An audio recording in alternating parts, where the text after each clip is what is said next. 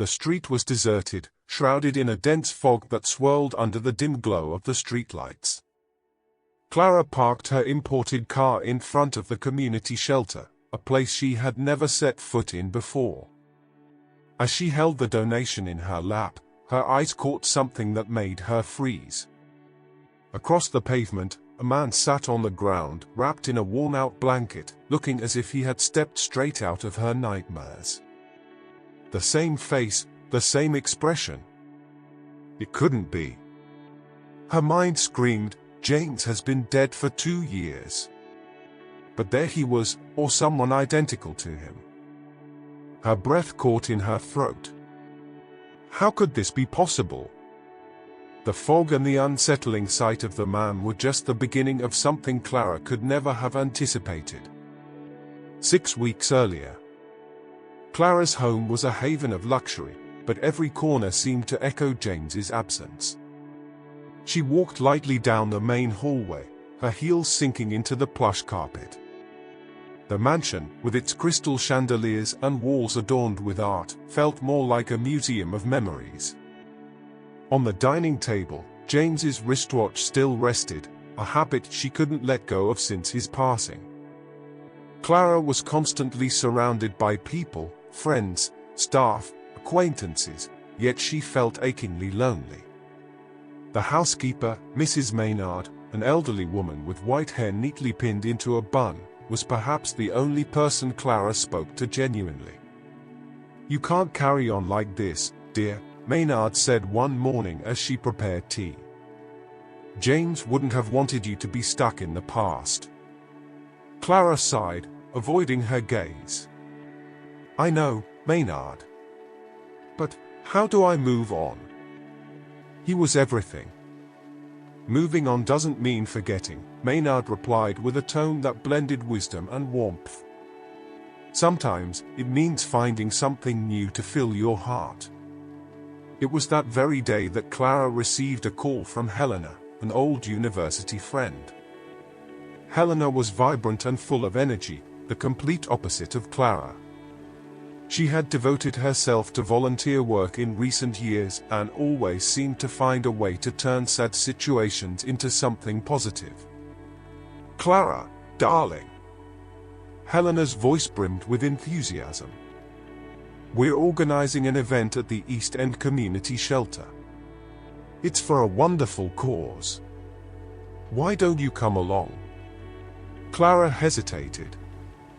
The invitation felt sincere, but the idea of leaving the house, especially for a place so far outside her comfort zone, made her anxious. "I don't know, Helena. I'm not really in a social mood."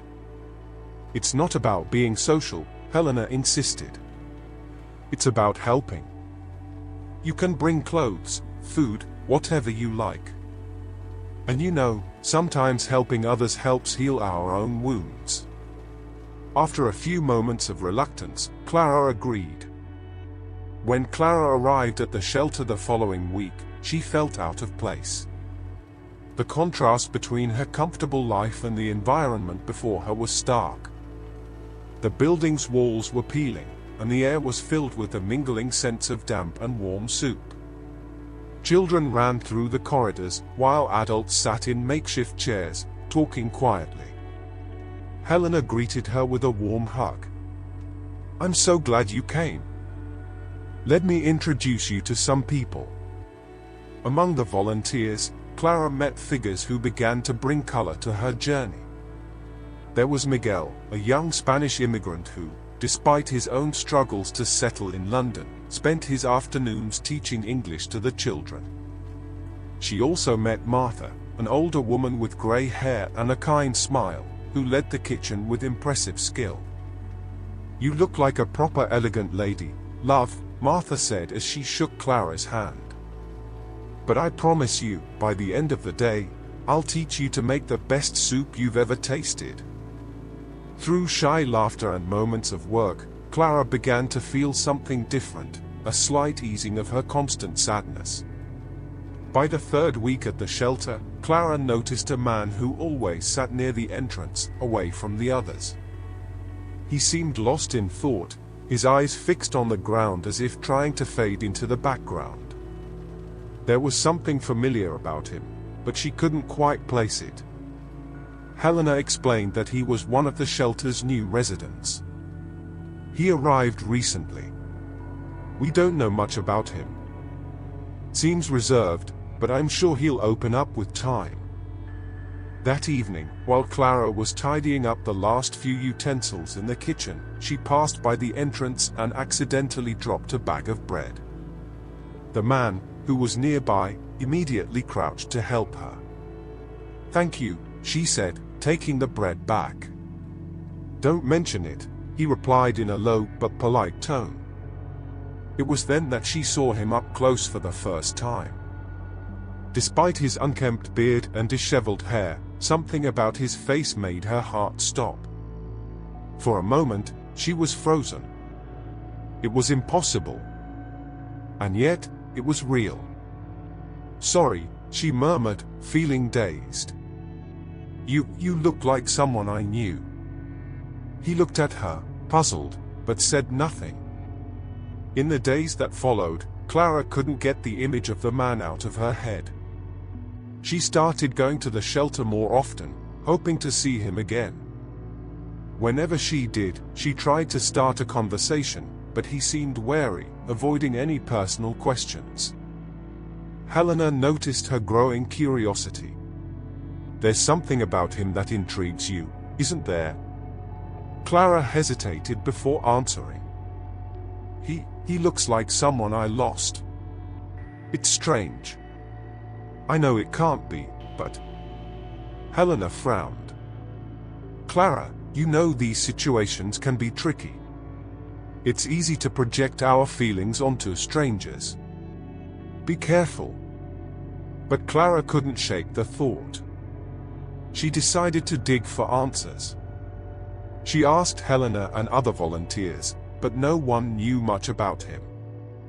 Then, a bold idea began to form. She would try to find out who he really was on her own. The following days brought a quiet obsession for Clara. The man's face, the undeniable resemblance to James, was etched into her mind. She began to observe his habits at the shelter. He arrived early, always sat in the same spot, and rarely interacted with others. Despite his scruffy appearance, there was something about the way he carried himself, his posture, the careful way he held a cup of tea, that made her question her sanity. One afternoon, after a brief chat about the soup served at the shelter, Clara decided to muster her courage. "You seem a bit familiar to me," she said casually, forcing a friendly smile. "Mind if I ask your name?" He hesitated, as if weighing whether to answer. "Michael," he said at last, but something in his tone made Clara suspicious. It wasn't a name he seemed comfortable with, almost as if it were an on-the-spot invention. "Michael," Clara repeated, trying to commit it to memory. "Have you been in the area long?" He merely shrugged, looking at the ground. "Not long." That brief, guarded encounter only deepened Clara's determination. On her way home, she called Helena. "Helena, who manages the shelter's resident records?" she asked, trying to sound nonchalant. "Why?" Helena's voice carried a note of curiosity. "I just wanted to learn more about their work, maybe find a way to help more directly," Clara replied, hiding her true intentions. Helena explained that the shelter kept minimal records due to privacy policies and the transient nature of its residents. This left Clara frustrated, but even more intrigued. Clara decided to take another approach. The following week, while distributing clothes and supplies at the shelter, she saw Michael slipping into an alley beside the building. Masking her curiosity, she quietly followed at a distance. He was sitting on a stack of crates, pulling something out of his pocket, a worn photograph. Clara hid behind a wall but managed to catch a glimpse of the image before he tucked it away. Her heart raced. It was a photo she would recognize anywhere, her wedding with James. The sight left her dizzy. Questions flooded her mind. How did he have that? Who was he, really? Could it actually be possible that James was alive? That night at home, Clara searched for answers. She pored over old files, newspaper clippings about James's accident, certificates, and medical records. Everything pointed to the same cruel truth: he had died that day. But the photograph in Michael's hands was something she couldn't explain. At the shelter a few days later, Clara decided to confront him. She found Michael in his usual spot near the entrance. Approaching with a racing heart but unshakable resolve, she faced him directly. "Michael, or whatever your real name is, I saw the photo," she said bluntly. He froze, his eyes locked on hers, a mix of surprise and panic written across his face. "Why do you have that? Who are you?" Her voice came out stronger than she intended. He hesitated for what felt like an eternity before finally replying. "You wouldn't understand." "Then make me understand." Clara nearly shouted. Michael took a deep breath, his shoulders sinking as if carrying an unbearable weight. "I'm no one. Someone who made bad choices. But I'm not who you think I am." Clara didn't believe him. She knew there was more to the story. Meeting his gaze with unwavering determination, she pressed on. "If you're not James, prove it. Tell me who you really are." He looked her in the eyes, as if waging an internal battle. "My name's Adam," he finally said. "And that photo? I found it at a street market a few months ago. I didn't even know there was anyone in it who'd recognize me." The explanation made sense on the surface, but there was something in his eyes that told a different story. He seemed to be wrestling with a deeper truth, something he was still keeping hidden. Determined to dig deeper, Clara began investigating the area where he claimed to have found the photograph. She visited markets, spoke to vendors, but no one could provide any answers. Meanwhile, her interactions with Michael, or Adam, started to shift. He seemed more willing to talk but continued to avoid anything about his past. Gradually, Clara realized that even if he wasn't James, he was someone burdened by a history of pain and regret. One evening, as they organized boxes at the shelter, he finally broke the silence. "You know, sometimes we try so hard to escape who we were that we end up losing ourselves even more." Those words echoed in Clara's mind. She began to wonder, what if the truth she was seeking wasn't about him, but about herself and her own inability to accept loss? It was late at the shelter, and most people had gone to sleep or returned to the streets. Clara and Adam stayed behind to sort through the donations that had arrived that day. The dim light of the bulbs cast dancing shadows on the walls, creating an intimate atmosphere. Clara sat on a stack of boxes, watching Adam. He seemed lost in thought, meticulously folding a pile of coats as if that simple task were his only anchor. "Why do you always avoid talking about yourself?" she asked softly, her voice almost hesitant, but laced with sincerity. Adam paused, his hands still on the coats. "Because some stories aren't worth telling." "Every story is worth it," Clara replied, her voice gaining strength. "Especially the ones that make us who we are." Adam let out a heavy sigh, setting down the coat he was folding. He turned slowly, sitting on the floor and facing Clara. "What if who you are now isn't something to be proud of? What if telling your story is like reopening a wound that never healed?" Clara held his gaze for a long moment, her expression softening. "I think we all have wounds like that," she said, fiddling absent-mindedly with one of the boxes beside her. "Do you think my life is perfect? Because it's not. I lost my husband, and with him, I lost everything I thought I knew about happiness. Adam seemed taken aback by her vulnerability. Crossing his arms, he leaned back against the wall. You don't seem like someone who's lost everything. She gave a faint, bittersweet smile. That's because I've learned how to hide it. But every day I wake up with the weight of knowing I'll never hear his voice again, never see him smile, never feel his hand in mine. It's like living half a life. Adam stayed silent, but there was something in his eyes that seemed to understand those words on a profound level. I've lost someone too, he said at last, his voice barely above a whisper, as though every word carried an unbearable weight. Not in the same way as you. But I lost them because of my own mistakes. Choices that destroyed everything I loved. Clara leaned forward, intrigued. Who did you lose? Adam averted his gaze, staring at the ground as if the answers were written there. My daughter, he said, after a long silence. Clara blinked, startled. Your daughter? He nodded slowly. She was my world. She was just 6 years old when things started falling apart. Falling apart how? Adam hesitated, wrestling with the words before finally letting them out. I had a good job, a decent home.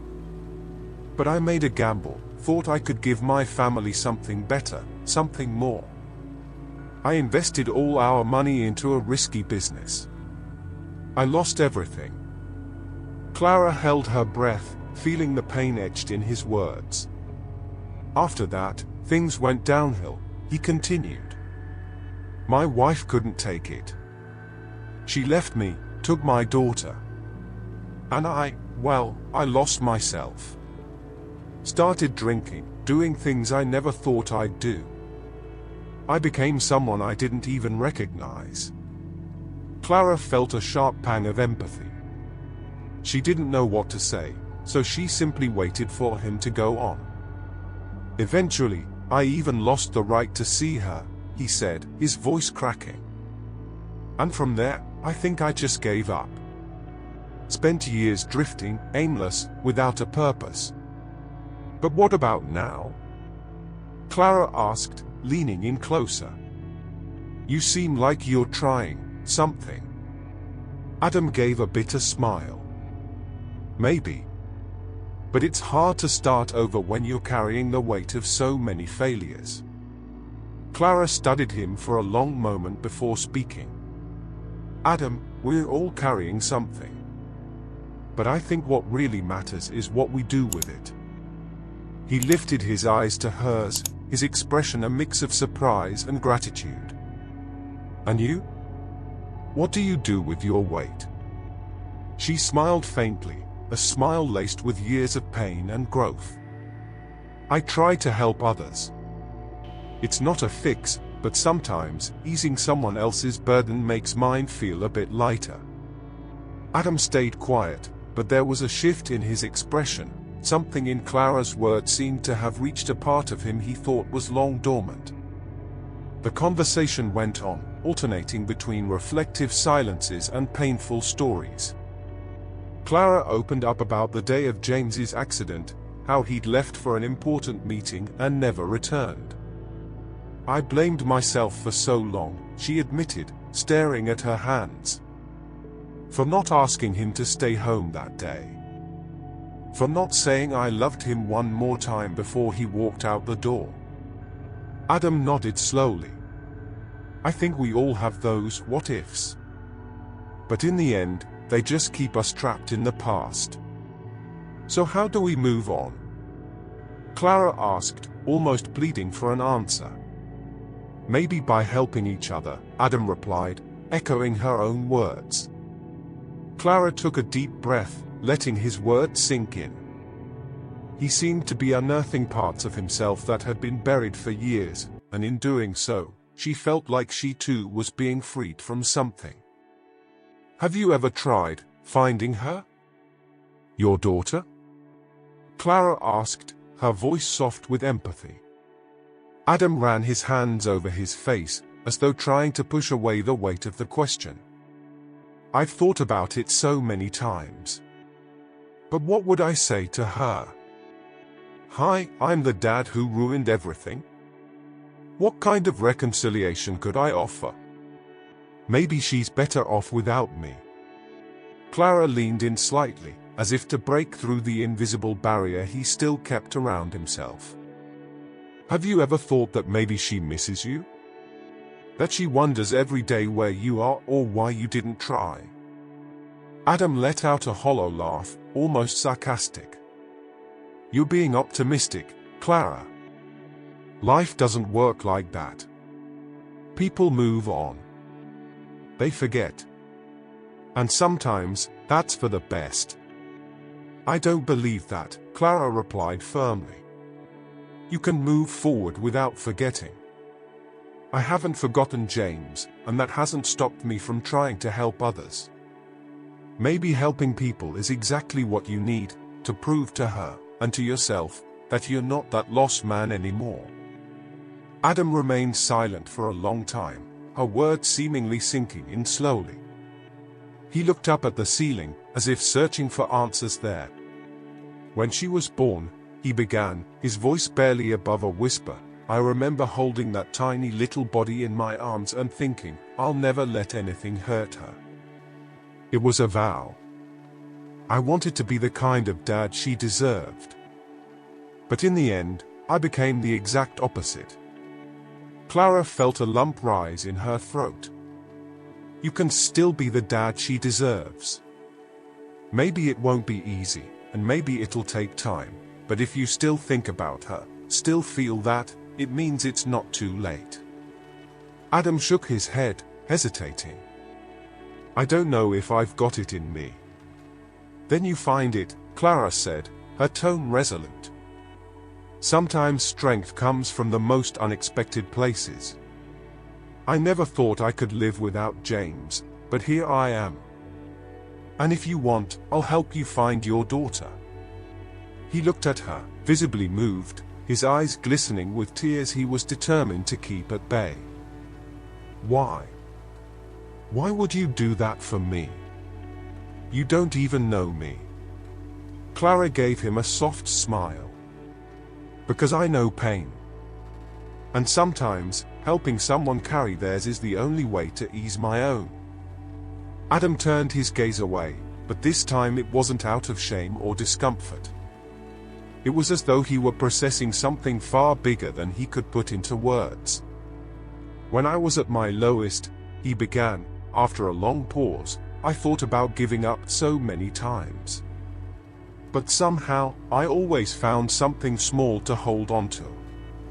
A memory of her, something she'd said. Daddy, do you promise? She always used to make me promise silly things, like getting her ice cream or reading her a bedtime story. Little promises, but they meant the world to her. And I failed every single one. Clara felt tears sting her own eyes. But now you've got the chance to keep the most important promise of all, the one where you never give up on her. Adam lifted his eyes to meet hers, and for the first time, there was something different there. It wasn't just pain or regret. It was hope, small, fragile, but alive. And what if I try, and she doesn't want me in her life? He asked, his voice breaking. Clara moved closer, placing a gentle hand on his. Then you'll have done what you could. And sometimes, that's enough. Clara gave his hand a slight squeeze, as if to pass on a quiet strength. He held her gaze for a moment, as though searching for something in her eyes, perhaps the reassurance that she truly believed in what she was saying. You know, he began, his voice softer now, I wasn't always like this, lost and empty. There was a time when I felt unstoppable. I had a stable job, a beautiful family. I thought I could control everything, that nothing could bring me down. Clara tilted her head, curious. What did you do before, all this? Adam smiled, but it was a wistful smile. I was a civil engineer. Designed bridges. I used to be so proud of how I could take an idea on paper and turn it into something real, something people used every day. She returned his smile, a hint of surprise in her expression. Bridges? That's incredible. It's almost poetic, in a way. Poetic? He asked, raising an eyebrow. Yes, she replied, her tone lightening. You connected places, helped people cross from one side to another. And now, maybe it's time to build a bridge to your daughter. Reconnect. Adam was quiet for a moment, taking in the symbolism of her words. He let out a heavy sigh and shook his head. You make it sound so simple, but it's not.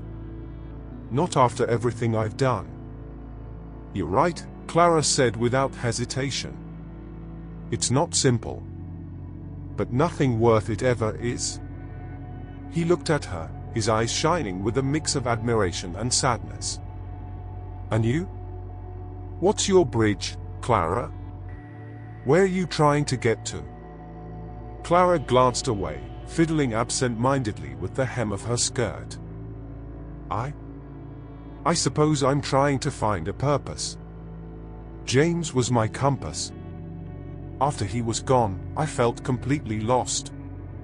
Volunteering helps, but sometimes I still feel like I'm just going in circles. Adam nodded slowly. It's hard when you lose someone who was your anchor. I know what it's like to feel like nothing makes sense anymore. Clara smiled, though it was tinged with melancholy. But you know what keeps me going? Remembering who he was. James believed in helping people, in doing good, even when no one was watching. I think, in some way, being here, helping people like you, is my way of honoring him. Adam tilted his head, genuinely impressed. He sounds like he was an incredible man. He was, Clara replied, her eyes glistening. And do you know what he always used to say? That everyone deserves a second chance. He truly believed that. And I think that's what I'm trying to do here, give people a chance to start over, even when they don't believe they can. Adam took a deep breath, visibly moved by her words. Maybe you're right. Maybe I can still do something with what's left of me. Clara smiled, a smile full of hope. I know you can. And I'll help you remember that. After sitting quietly for a while, both seemed to be processing what had just been said. But Adam broke the silence, his voice steadier now. What if I wanted to try to find my daughter? Where would I even start? Clara thought for a moment, her eyes glinting with determination. First, let's get your life in order. I know a few places that can help you get back on your feet, find a job, somewhere to stay. You need to be ready, Adam. If you want to find your daughter, you have to show her that you've changed, that you're someone she can trust. That sounds terrifying, he admitted with a hesitant smile. It is, Clara agreed. But you don't have to do it alone. Clara and Adam walked back to the main hall of the shelter, where a group of people were gathered around an improvised table, sharing stories and laughter. The space was simple but welcoming, with walls adorned by colorful drawings made by children who came with their families. You should meet them, Clara suggested, nodding towards the group. They are amazing people. Each of them has stories of resilience that would make anyone rethink their own life. Adam hesitated, his shoulders tense. I'm not sure I'm ready for that. I still feel like an outsider here. Clara gave him an encouraging smile. We all feel like that at first. But sometimes, hearing other people's stories helps us find pieces of our own. She guided him to the table, where a man with grey hair and a warm expression stood up to greet them. "Clara. Who's the new friend?" "This is Adam," she said kindly, her tone easing some of Adam's tension. "Adam, this is Victor. He's basically the heart of this place." Victor shook Adam's hand firmly, his smile welcoming. "Good to meet you, Adam. Everyone here has a bit of a story to share. And if you ever want to tell yours, we're ready to listen." "Thanks," Adam murmured, still a bit uneasy, but clearly appreciative of the kind reception. As they sat down, a woman with curly brown hair and an infectious energy leaned forward. "I'm Marla," she said brightly. "And just so you know, nobody here judges anyone. After all, if we're all in the same boat, what does it matter who fell in first?" The comment drew a low chuckle from Adam. For the first time, he felt the weight on his shoulders lift, even if just a little. As the evening wore on, the stories around the table began to flow. Victor shared how, after losing everything in a fire, he rebuilt his life by helping others rebuild theirs. Marla spoke about how the shelter had taken her in after she fled an abusive relationship, and how she was now one of its most dedicated volunteers. Clara, who usually played the role of listener, decided to share a little more of her own story. "I started working here after I lost my husband, James," she said, her voice tinged with emotion. "I thought I'd never be happy again, but this place showed me that happiness can come in unexpected ways. Sometimes, by helping others, we end up helping ourselves." Adam listened intently, absorbing every word.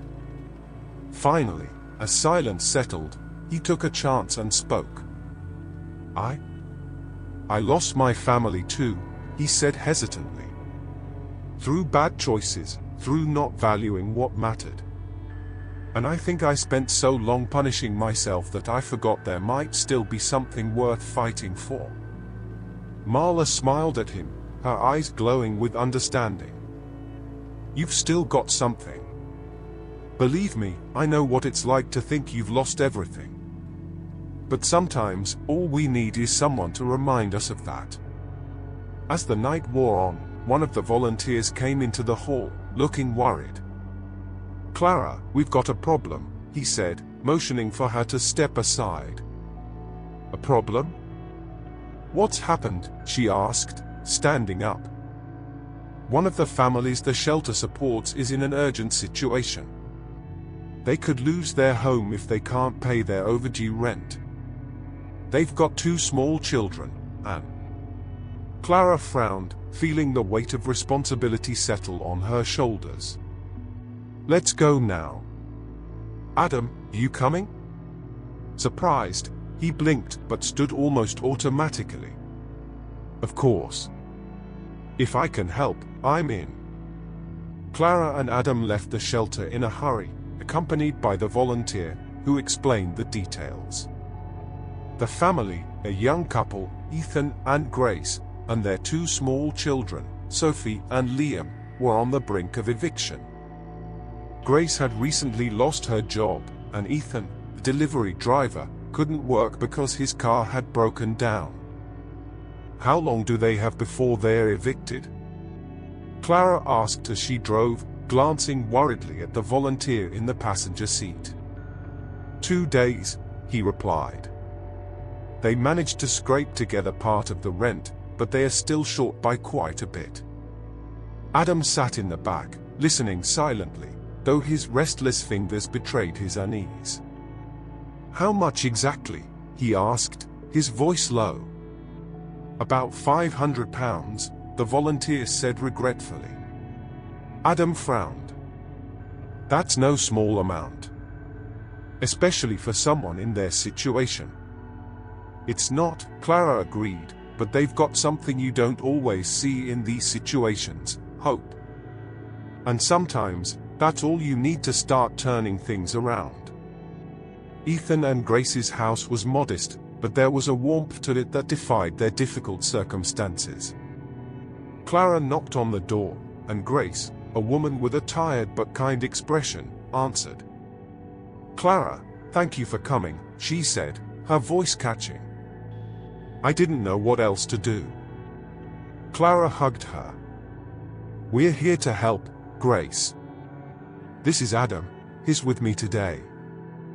Adam nodded, taking in the small details around him, the faded wallpaper, the toys neatly arranged in a corner of the room. Sophie, a 5-year-old girl, sat on the floor playing with building blocks, while Liam, still a baby, slept soundly in a makeshift crib. Ethan appeared shortly after, drying his hands on a cloth, clearly uneasy with strangers in his home. "I don't want to seem ungrateful, but can you really help us?" Clara nodded. "We'll do our best. But first, we need to understand how you ended up here." As Grace poured tea, she and Ethan shared the story of how things had spiraled. Grace had worked as an administrative assistant but was laid off during company cutbacks. Ethan delivered goods, but his car broke down weeks ago, and they didn't have the money to fix it. "We thought about taking out loans, but our credit's already bad," said Ethan, clutching the cloth in his hands. "And our parents, well, they've got their own battles to fight." Grace looked at Clara, her eyes brimming with tears. "I don't care about myself. But the kids, they don't deserve this. Sophie keeps asking me why we have to save so much, and I don't even know what to say." Adam, who had been quiet until now, cleared his throat. "You've done the best you could, Grace. It's not easy, especially when everything seems to fall apart all at once." Grace looked at him, surprised, then gave a faint smile. "Thank you. That's nice to hear." Clara began listing possible solutions. "We could talk to the landlord, see if we can negotiate an extension. I'll also speak to a friend who works in a garage, maybe we can get the car fixed for less. And I'll organize a small sale at the shelter. Maybe we can raise a bit of money." Ethan and Grace looked relieved, but Adam remained thoughtful. "That might help, but it doesn't fix the bigger issue, long-term financial stability." Clara gave him a curious look. "Do you have something in mind?" Adam took a deep breath. "I used to work in construction. I'm not an engineer anymore, but I still know how to fix things. If we can get the right parts, maybe I can help with Ethan's car. That might cut the costs." Clara smiled, surprised and impressed. "That would be amazing, Adam." In the days that followed, the little team worked tirelessly. Adam, with Ethan's help, began dismantling the car in the backyard. Meanwhile, Clara and other volunteers organized the sale, with Grace helping to sell items. Sophie watched everything with curious eyes, often wandering over to Adam to ask what he was doing. "Can you fix everything?" she asked one day as he adjusted a tool. Adam chuckled. "Almost everything. But some things, they just take time to fix, you know. Like when Mum says everything's going to be okay." Adam looked at her, surprised by the innocent wisdom. Exactly like that. As Adam spent hours in the backyard taking apart the car's engine, he couldn't help but reflect on how the experience was changing him. His hands, hardened by years on the street, now gripped tools with a steadiness and precision he'd almost forgotten he had. Every piece he reassembled felt like a part of himself being put back together. Ethan, who helped where he could, watched in silence for a while before speaking. "You know, Adam, I was hesitant to accept help. I always thought I had to sort everything out on my own, but I think I was wrong."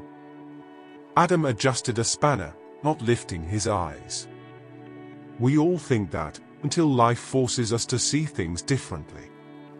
For a long time, I thought I didn't deserve help. that I had nothing left to offer. Ethan folded his arms, thoughtful. And now? Do you still think that?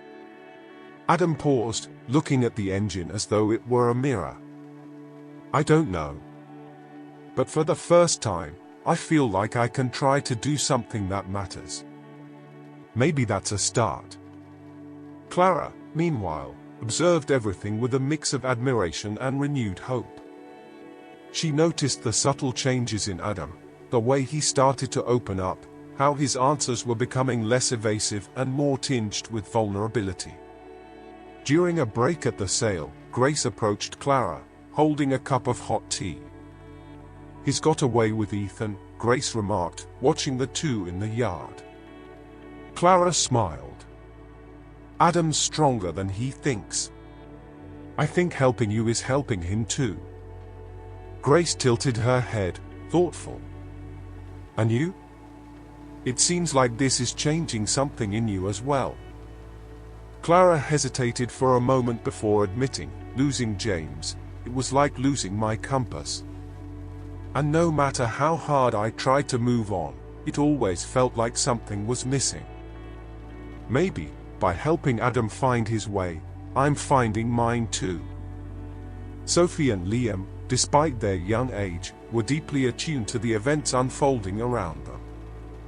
Sophie followed Adam around the yard, curious about everything he did. When will the car be ready? She asked one afternoon, her voice filled with the impatience only a child can muster. Soon, Adam replied with a smile. Why? Got somewhere special you want to go? She shook her head, her blonde curls bouncing with emotion. No. I just want Dad to go back to work. He gets sad when he can't work. Adam stayed quiet for a moment, his chest tightening at the child's simple words. I promise I'll do my best to help your dad, okay? Sophie beamed at him, trusting him in a way no one else seemed to have done in years. As the car was repaired and the sale raised funds, Ethan and Grace found themselves grappling with their emotions. Grace confessed to Clara that she felt guilty for not being able to keep the family stable. I've always wanted to be strong, you know. For Ethan, for the kids. But now, sometimes I just feel like a burden, Grace admitted, her eyes brimming with tears. Clara took her hand, squeezing it firmly. Strength isn't about never falling, Grace. It's about keeping on, even when everything feels lost. And you're here, fighting. That's strength. Ethan also opened up, though hesitantly, while helping Adam. I always thought I had to be the provider. That if I failed, my family would fall apart. Now I see I don't have to carry it all alone. Adam looked at him, understanding the weight behind his words. The truth is, no one can do it alone. Not you, not me, not anyone. Accepting help isn't weakness. It's human. The sale was a success, raising not just enough money to pay the overdue rent, but also to buy a few extra parts for the car. The small victory was celebrated with hugs, tears, and smiles, but its impact ran far deeper. For Ethan and Grace, it was a chance to start anew with more hope. For Clara, it was a reminder of the power of empathy and solidarity. And for Adam, it was a spark of purpose he hadn't felt in years. As everyone gathered for an impromptu dinner, Sophie climbed onto Adam's lap and whispered, "Thank you for fixing Daddy's car. You're a hero." Adam smiled, his eyes misting over. For the first time in a long while, he believed he could be more than just a survivor. The morning after the car was fixed and the sale's success, Grace and Ethan's house seemed bathed in a different light. It wasn't just the sunlight streaming through the windows, it was hope. Adam helped Ethan load the tools into the now fully functioning car. As they packed the last of the gear into the boot, Ethan turned to him. Can you believe it? I've already got 3 deliveries lined up for today, he said, his smile almost surreal. Adam nodded, a faint smile on his lips. It's just the beginning. Now that the car's running, you can start rebuilding everything. Ethan hesitated, then extended his hand to Adam. Thank you for everything. I'll never forget what you've done for us. Adam shook his hand but kept his gaze on the horizon. I did what I could. The rest is up to you. While the men sorted out the car, Clara and Grace sat at the kitchen table. The aroma of freshly brewed coffee filled the air, and the children played in the next room.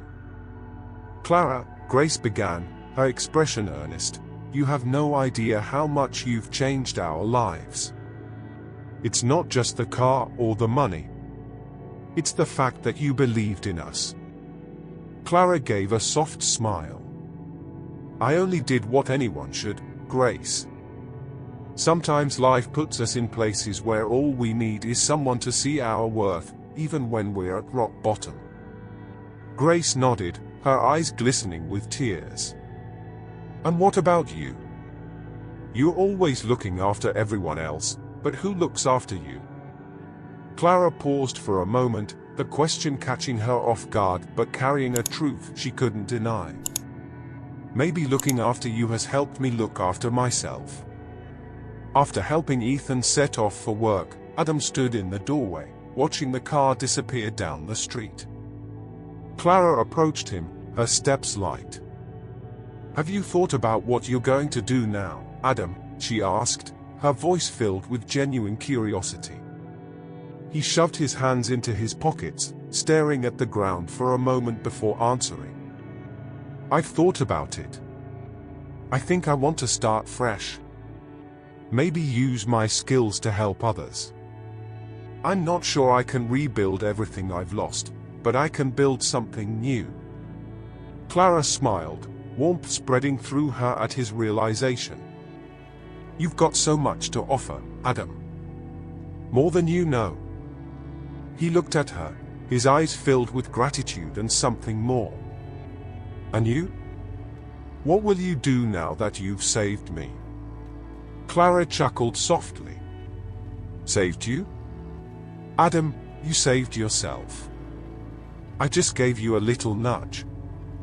After a few days helping the family, the time came for Clara and Adam to move on. At the door, Grace stood holding Sophie in her arms, while Ethan was beside her with Liam perched on his hip. You'll always have a place here, Grace said, hugging Clara tightly.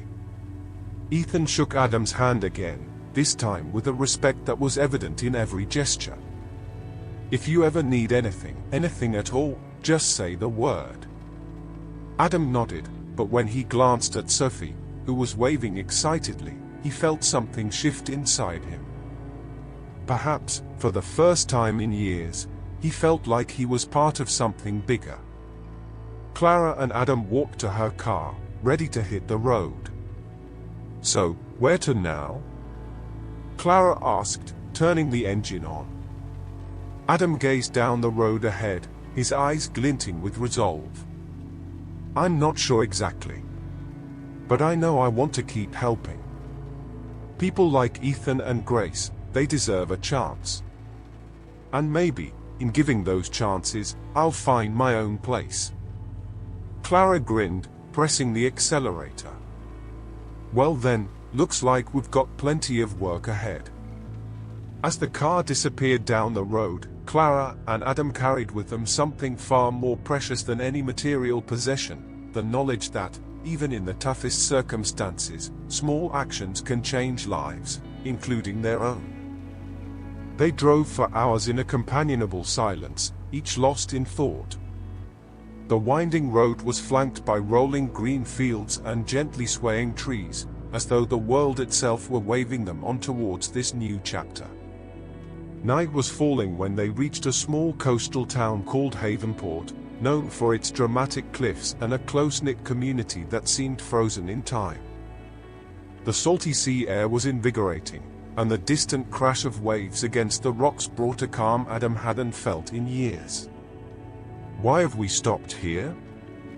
Adam asked as Clara pulled up near a cozy cafe, its warm yellow lights glowing invitingly. Clara shrugged, a teasing smile on her lips. "Something about this place feels special. Plus, I'm starving." When they entered, they were greeted by the rich aroma of freshly brewed coffee and warm pies straight from the oven. The cafe was nearly empty, save for an elderly man in the corner engrossed in a newspaper and a woman behind the counter polishing mugs. "Welcome to the Shoreline Cafe," the woman said with a friendly smile. "What can I get for you?" While Clara placed their order, Adam's attention was drawn to a mural on the wall. It was covered with black and white photographs, handwritten notes, and small trinkets. "That's the community wall," the woman explained, noticing Adam's interest. "People leave stories, requests for help, or just mementos of those who've passed through." Adam touched one of the photographs, a snapshot of a group of fishermen laughing on a boat. "It feels personal." "It is. Everyone here has a story," she said with quiet pride. "And sometimes, that wall connects people in unexpected ways." As they ate, Clara picked one of the notes from the mural and began to read. "Listen to this, Adam, looking for help to repair a fishing boat. It's my last chance to support my family. Contact Finn at the harbor." Adam sighed, recognizing the desperation in the words. It echoed everything he'd felt while living on the streets. "Looks like someone could use a mechanic," Clara teased, but there was an expectant glint in her eyes. Adam set his coffee mug on the table, lost in thought. "I suppose we could check it out tomorrow." The next morning, they headed to the harbor, where they met Finn, a middle-aged man with disheveled hair and tired eyes. He was kneeling beside a boat that looked like it had weathered countless storms. "Are you here because of the mural?" Finn asked, surprised, as Clara and Adam approached. Clara smiled. "Sort of. Adam's a mechanic, and we thought he might be able to help." Finn looked skeptical, but his desperation outweighed his doubts. He showed them the damaged engine, explaining that the boat was his family's only source of income and that his wife was pregnant. Adam got to work, inspecting the engine while asking Finn questions. As their conversation flowed, Adam realized that Finn was dealing with more than mechanical issues. He was shouldering the weight of an uncertain future. While Adam worked, Finn opened up about his life. He and his wife, Sarah, had inherited the boat from Finn's father. It was a family tradition, but times were tough, and he felt like he was failing to protect that legacy. "I know what it feels like to think everything depends on you," Adam said, surprising even himself with the confession. "But what I've learned is that accepting help isn't a weakness. It's a strength." Finn fell quiet for a moment, taking in Adam's words. "You're right, I think. It's just not easy to admit." By the end of the day, Adam managed to get the engine running. When the boat roared back to life, Finn laughed for the first time in weeks, the sound echoing across the harbor. "I don't know how to thank you," Finn said, gripping Adam's hand firmly. "Help someone else when you get the chance," Adam replied with a smile. "That's thanks enough." As they walked back to the car, Clara glanced at Adam, pride evident in her eyes. "You know, you're finding your way, aren't you?" Adam looked out at the horizon, where the sea met the sky. "Maybe. But there's still a lot to do." After a few days in Havenport, Clara and Adam felt it was time to move on. The small coastal town had given them a temporary sense of belonging, but the road still called to them, like an unfinished book waiting for its next chapter. As Clara packed up the car, Adam studied a map, debating their next destination. That was when Finn came running down the harbor, clutching a small envelope in his hand. "Wait," he shouted, breathless. Clara and Adam exchanged curious looks. Finn reached the car and handed the envelope to Adam. "A friend of mine, Emily, needs some help. She lives in Westridge, about 3 hours from here. It's a small, out-of-the-way town," but Finn hesitated, searching for the right words. "She's important to me. If you could help her, it would mean a lot." Adam took the envelope, feeling the weight of the responsibility. He glanced at Clara, who shrugged with a grin. "Looks like we've got a mission." Westridge was nothing like Havenport. Nestled among mountains and dense forests, the town seemed to hide secrets at every turn. The streets were quiet, but there was a subtle tension in the air, as if something was lurking just out of sight. Clara and Adam found Emily's house at the end of a dirt road. It was a simple but welcoming cabin, surrounded by wildflowers. Emily, a woman in her 30s with blonde hair tied up in a messy bun, opened the door. "Finn said you'd come," Emily greeted them with a grateful smile. "Please, come in." As they sipped tea around the small kitchen table, Emily shared her story. She was a vet running a small shelter for abandoned animals. In recent months, the shelter had been struggling financially due to dwindling donations and an increasing number of rescues. "I can't give up on these animals," she said, her eyes glistening with tears. "They've been through so much already, but I'm at my limit." Adam looked around, taking in the shelter's worn-down state and the makeshift enclosures. "What exactly do you need?" Emily hesitated, biting her lip. "I need help fixing up the shelter. Repairing the fences, renovating the barn, getting more support from the community, but more than anything, I need hope. Something to remind me it's worth the fight." Clara had an idea. "What if we organized a community event to raise funds? Something to bring the people of Westridge together and show them how important your work is." Emily brightened at the suggestion, but then hesitated again. "That sounds great, but Westridge isn't exactly the kind of place where people come together. Most just look out for themselves." Adam stood up, crossing his arms. Then maybe it's time that changed.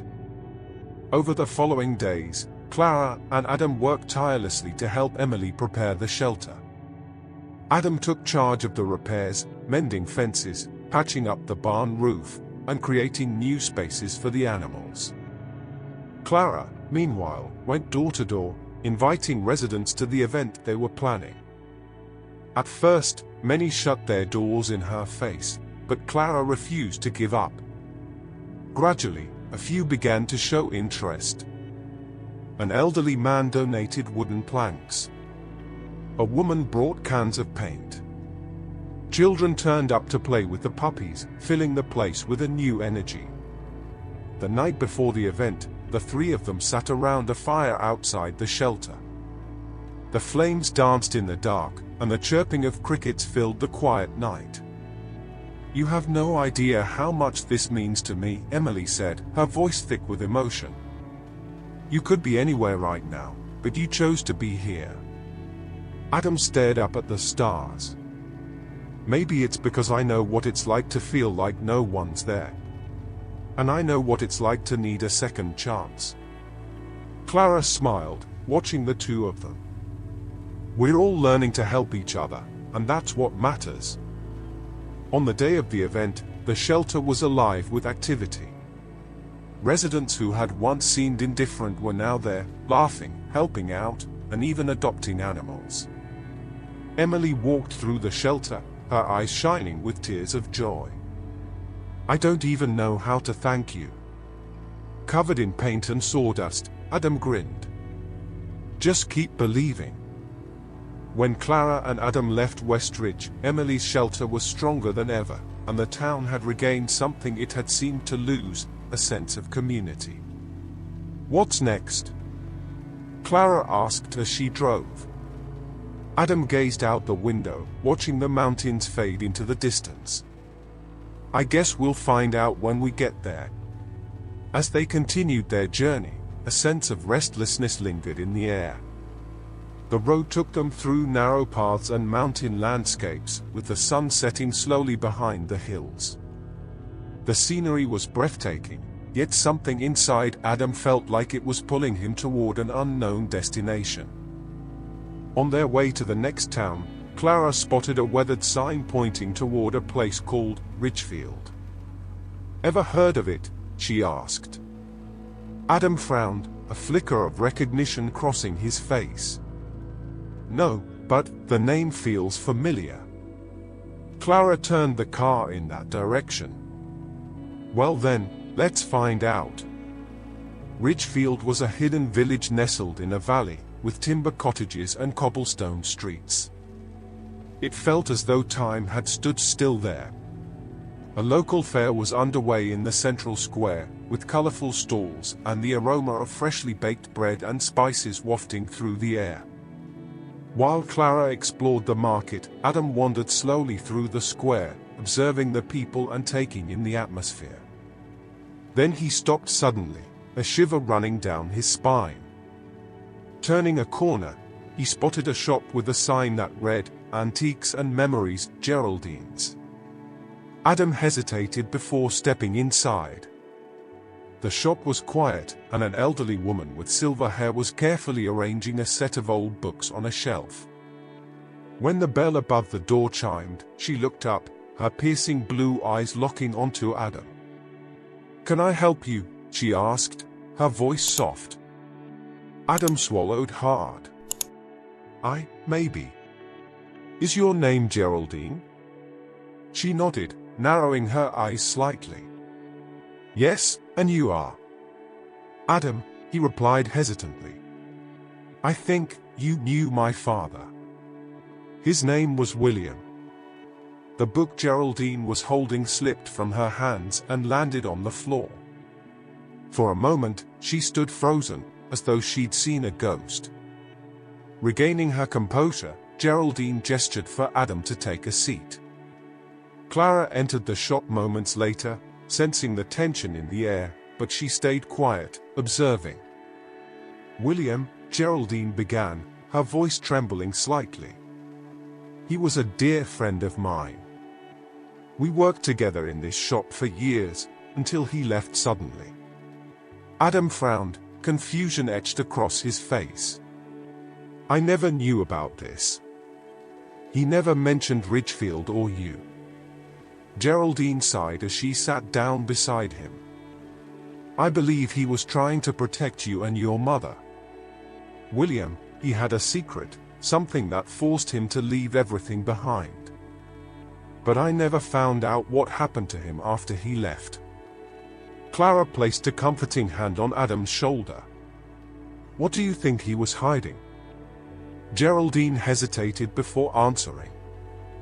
"I'm not entirely sure, but there's something that might help you find out. He left a chest with me, saying it was to be given to his son if he ever came looking." Geraldine brought out an old chest with rusted latches and worn edges. When she opened it, Adam found a collection of letters, photographs, and a journal with William's name embossed on the cover. As Adam flipped through the journal, pieces of his father's life began to fall into place, a life Adam had never truly known. William wrote about his love for Richfield, his friendship with Geraldine, and the reasons that had led him to leave the town behind. But what captured Adam's attention most was a letter addressed to him. "Adam, if you're reading this, it means you've found your way back to Richfield. I know I left you with many unanswered questions, and perhaps even resentment. But please know that everything I did was to protect you and your mother. There is something in Richfield that belongs to you, something that could change the course of your life. Look for the key beneath the old tree in the woods.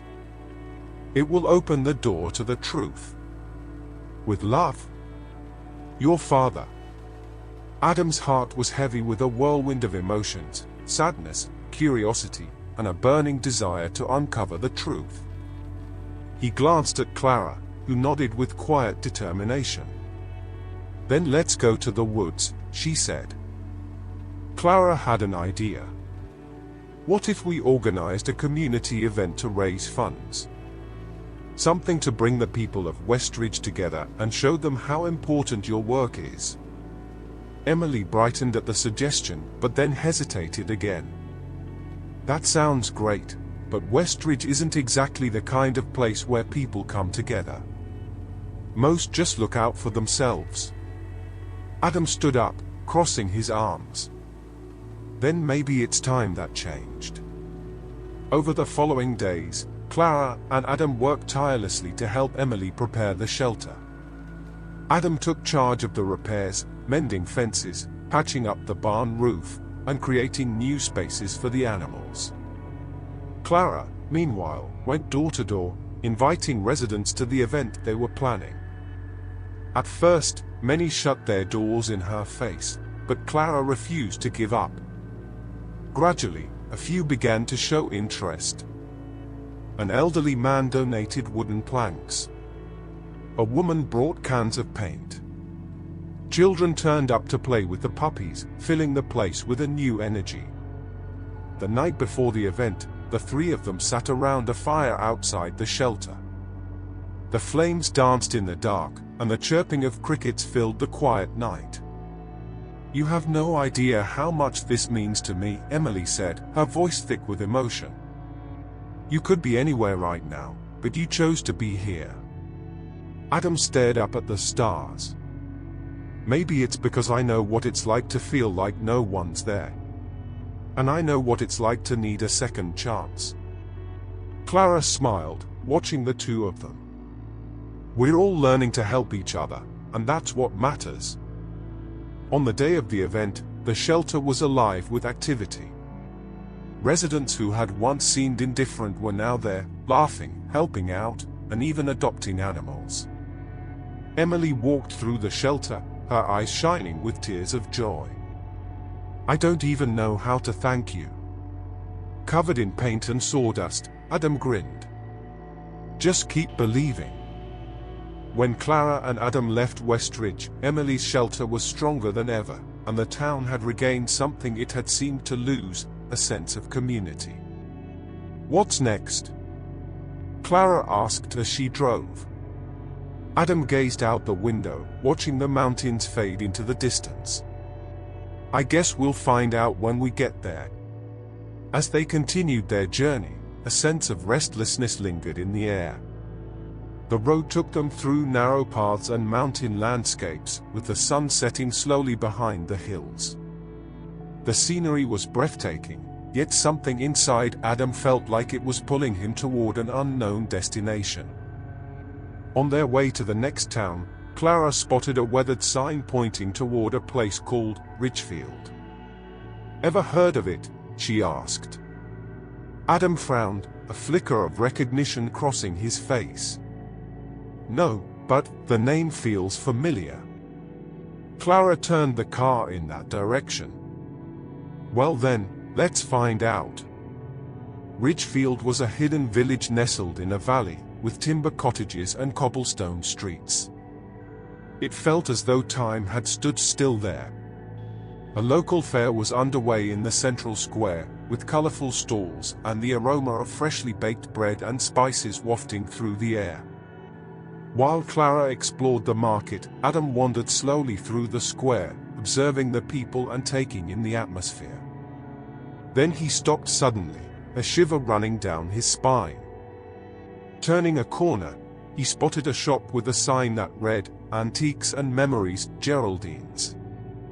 Adam hesitated before stepping inside. The shop was quiet, and an elderly woman with silver hair was carefully arranging a set of old books on a shelf. When the bell above the door chimed, she looked up, her piercing blue eyes locking onto Adam. "Can I help you?" she asked, her voice soft. Adam swallowed hard. Maybe. Is your name Geraldine?" She nodded, narrowing her eyes slightly. "Yes, and you are." "Adam," he replied hesitantly. "I think you knew my father." His name was William. The book Geraldine was holding slipped from her hands and landed on the floor. For a moment, she stood frozen, as though she'd seen a ghost. Regaining her composure, Geraldine gestured for Adam to take a seat. Clara entered the shop moments later, sensing the tension in the air, but she stayed quiet, observing. "William," Geraldine began, her voice trembling slightly. "He was a dear friend of mine. We worked together in this shop for years, until he left suddenly." Adam frowned, confusion etched across his face. "I never knew about this. He never mentioned Ridgefield or you." Geraldine sighed as she sat down beside him. "I believe he was trying to protect you and your mother. William, he had a secret, something that forced him to leave everything behind. But I never found out what happened to him after he left." Clara placed a comforting hand on Adam's shoulder. "What do you think he was hiding?" Geraldine hesitated before answering. "I'm not entirely sure, but there's something that might help you find out. He left a chest with me, saying it was to be given to his son if he ever came looking." Geraldine brought out an old chest with rusted latches and worn edges. When she opened it, Adam found a collection of letters, photographs, and a journal with William's name embossed on the cover. As Adam flipped through the journal, pieces of his father's life began to fall into place, a life Adam had never truly known. William wrote about his love for Ridgefield, his friendship with Geraldine, and the reasons that had led him to leave the town behind. But what captured Adam's attention most was a letter addressed to him. "Adam, if you're reading this, it means you've found your way back to Ridgefield. I know I left you with many unanswered questions, and perhaps even resentment. But please know that everything I did was to protect you and your mother. There is something in Ridgefield that belongs to you, something that could change the course of your life. Look for the key beneath the old tree in the woods. It will open the door to the truth. With love, your father." Adam's heart was heavy with a whirlwind of emotions, sadness, curiosity, and a burning desire to uncover the truth. He glanced at Clara, who nodded with quiet determination. "Then let's go to the woods," she said. Adam and Clara set off for the woods, their hearts brimming with anticipation. The sun was already setting, casting a golden glow over the tall trees that formed a thick canopy. The path was uneven, covered in dry leaves and fallen branches. There was a tension in the air, as though the forest itself was holding onto secrets waiting to be unearthed. After some time, Adam came to a sudden stop. His eyes fell on a large, gnarled tree with a distinct W carved into the trunk. "This is it," he said, his voice shaking slightly. Clara stood silently as Adam began searching the area. Beneath an exposed root, he found a small metal box partially buried in the earth. With effort, he pulled it free and prized open the rusty lid. Inside was an ornate, antique key with intricate designs. Back at Geraldine's shop, the key was tested on a hidden door at the back, concealed behind a heavy curtain. The lock gave way with a soft click, revealing a small room that seemed untouched by time. In the center of the room stood a safe, and the key fit perfectly. When Adam turned it, the lid creaked open, and his heart nearly stopped. Inside were documents, maps, and a series of photographs of unfamiliar faces. But what stood out most was a folded piece of paper resting on top, with Adam written in his father's handwriting. The letter read, "Adam, the truth behind my leaving is more complicated than I wish it were. I became involved in something I never should have, something that endangered not only my life but yours and your mother's as well. What you've found in this safe is the key to resolving something I left unfinished. Use the information wisely. There are people in Ridgefield who can help you make sense of it all. Above all, know that I've always loved you. Leaving you was never what I wanted. With eternal love, William. Adam felt a storm of emotions surge through him, fear, anger, sadness, and curiosity, all at once. He glanced at Clara, who stood beside him, reading the letter over his shoulder. "Adam," she said, placing a hand gently on his arm, "this could change everything. But you don't have to do this alone." Geraldine entered the room quietly, tears glistening in her eyes. "I always knew William was hiding something big. But I never imagined it was this." Adam took a deep breath, looking again at the documents inside the safe. They referenced lands in Ridgefield, property records, and even suspicious transactions tied to his father's name. It was clear that William had been protecting something, or someone, but the exact details remained a mystery. "If he spent so much time hiding this," Adam said, "then maybe it's time the truth came out. This isn't just about me, it's about him, and what he wanted to leave behind for the future." Clara squeezed his hand, her presence steady and reassuring. "We'll figure it out together." Adam knew the answers he sought wouldn't come easily, and the weight of the truth could reshape everything he believed about his father and his own life. But one thing was certain, he wasn't alone anymore. Over the next few days, Adam pored over the documents and maps his father had left behind, with Clara and Geraldine by his side. Each page revealed another piece of a complex puzzle. It became clear that William had been involved in a controversial environmental project in Ridgefield, working to protect a vast area of forested land from exploitation by mining companies. He had secretly purchased the land, facing threats and persecution from those who stood to profit from its destruction. When it became apparent that his life was in danger, William made the painful decision to leave, convinced that Adam and his mother's safety depended on his absence. The safe contained not only records of the land, but also evidence that could incriminate those who had pursued him.